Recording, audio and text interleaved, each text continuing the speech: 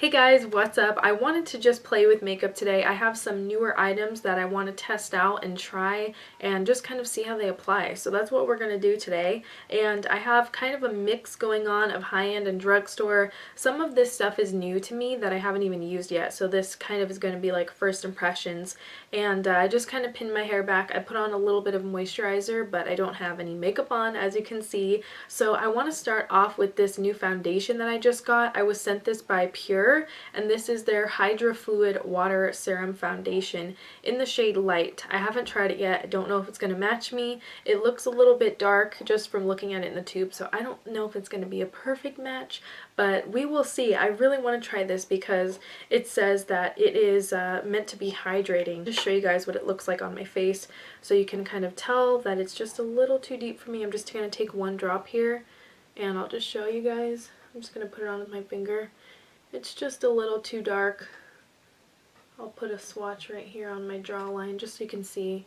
It's just a few shades too dark. So I think it would actually work if I mixed it with my Makeup Forever, which is perfect shade for me, perfect match. I really like that stuff. I usually like to mix Y205 and R220, but today we're going to mix a little bit of Y205. See how light the Y is, and let's see if that will kind of make a shade that matches me here. Sometimes when you have pale skin, it's just hard to find a match. So my best advice to you is to find a foundation that's like your perfect match if you can, and then also buy one that's maybe a shade or two lighter than your actual skin tone so you can use it to mix with products that are too deep. Alright, so let's put it on now.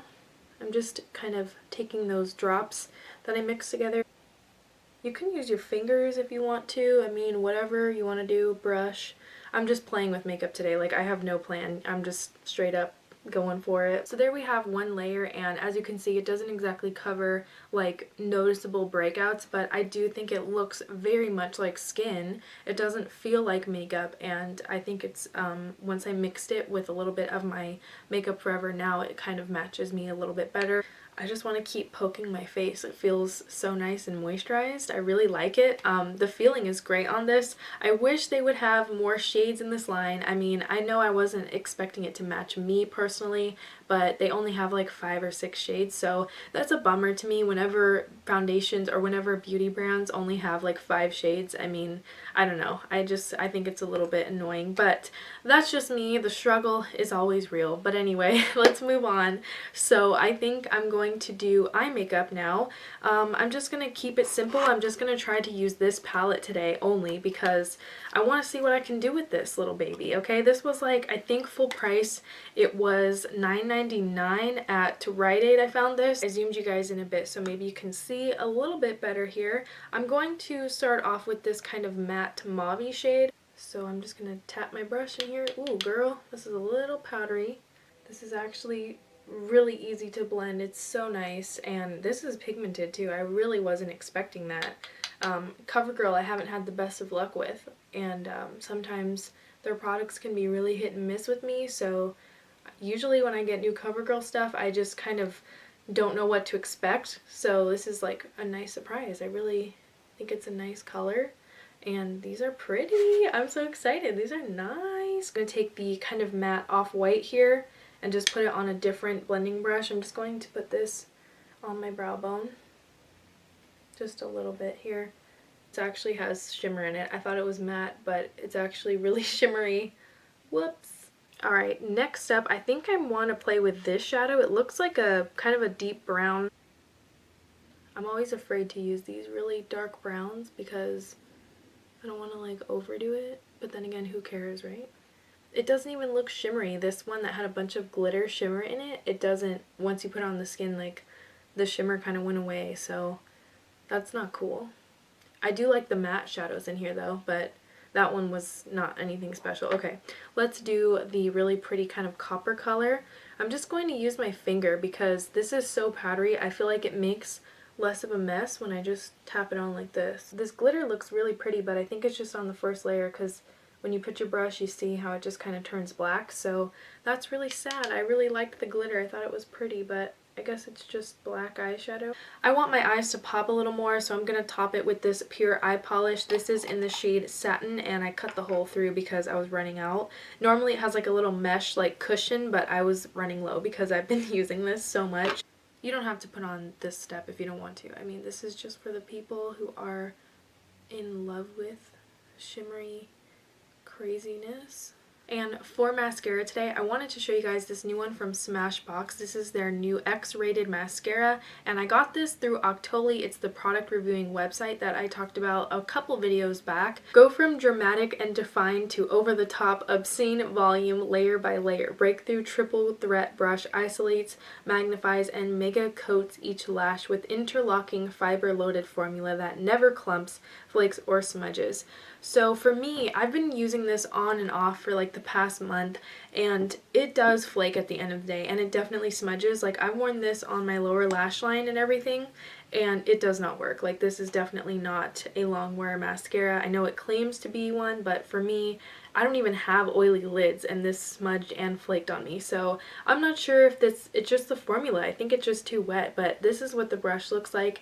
It's just a traditional bristle brush, and it's not like a spiral, but it just has like walls of bristles on it. I'll just show you guys what it looks like today, because I don't know if I'll do a full video on this.